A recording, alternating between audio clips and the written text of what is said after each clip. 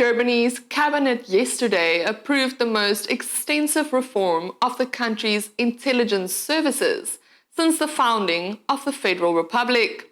The draft law presented by Interior Minister Alexander Dobrindt revises the legal framework for the country's spy agencies, allowing for expanded technical intelligence gathering powers.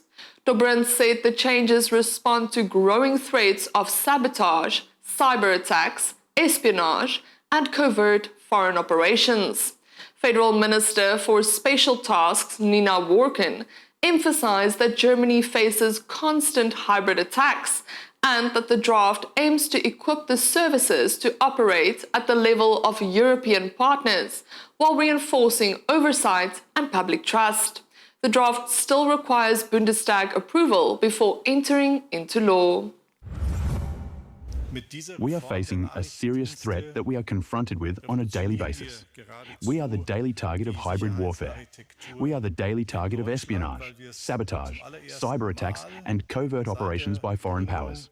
Their aim is to destabilize Germany, to cause harm to our country, and to bring about political and social change within our country.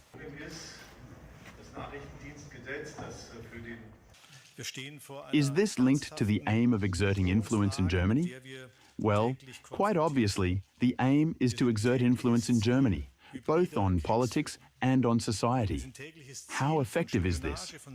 It always depends very much on the individual case. Is there a link to state elections?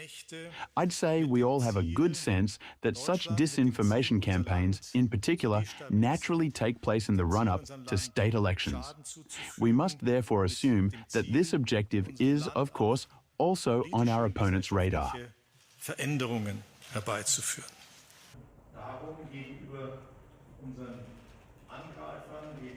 Verbindet man damit What we have encountered time and again in the past is that allied services, on which we are, to a large extent, heavily dependent, including in terms of intelligence, have not, however, permitted us to share information with the police forces or with the security services within the police sector. This has to do with operational considerations. The decision lies with the partner agencies, and this alone shows that our ability to compete was severely limited, as we were unable to carry out active measures ourselves without authorization from the partner agencies. From now on, this will be possible. So far, and this must be stated objectively, we have relied too heavily in too many security-related areas on our partners to help ensure our security. In short, we are simply too dependent on the support of other countries' intelligence services. At present, this assistance is a one-way street in too many areas. Our aim is, and must be, to strengthen our intelligence services so that their capabilities no longer lag behind those of other European partners. New Zealand's Prime Minister Christopher Luxon has survived a second vote of no confidence this year within his own party, claiming that he maintains the full support of their caucus. On Wednesday, Luxon revealed that the latest leadership challenge allegedly came from his own Defence Minister, Chris Pink, who has since been stripped of his position and all related portfolios. With the country's general election less than 3 months away, Senior National Minister Mark Mitchell called the day's events an unnecessary distraction, but insisted the caucus had emerged completely united. Hey, well, kia ora, good morning, everyone. As you know, this is an absolutely pivotal election with some very, very serious issues at stake for New Zealand. We think we have made tremendous progress as a government, rebuilding economic growth, financial discipline, restoring law and order, and certainly strengthening education and healthcare. But we also acknowledge that we have a lot more to do. Our plan to fix the basics and to build the future is a positive plan, a very positive plan to help New Zealand realise the innate potential that it has. There was a confidence vote in my leadership this morning at our caucus meeting, and I have the full support of our caucus. And our caucus is united and it is determined to win this election. Our focus is on National's positive plan to fix the basics and to build the future, so that we realise the incredible potential that sits in this country and that we set it up for our kids and our grandkids so they can do better than we can.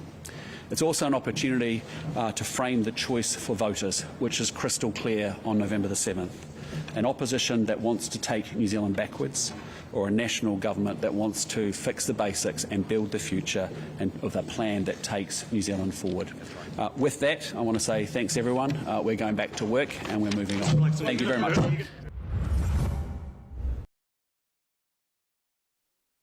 US Secretary of War Pete Hegseth has urged members of the America's Counter-Cartel Coalition to withdraw from the International Criminal Court.